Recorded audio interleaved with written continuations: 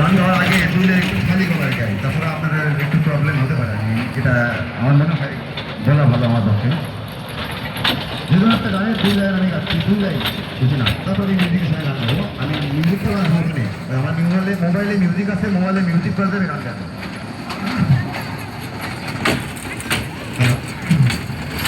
সাত জনমের ভাগ্য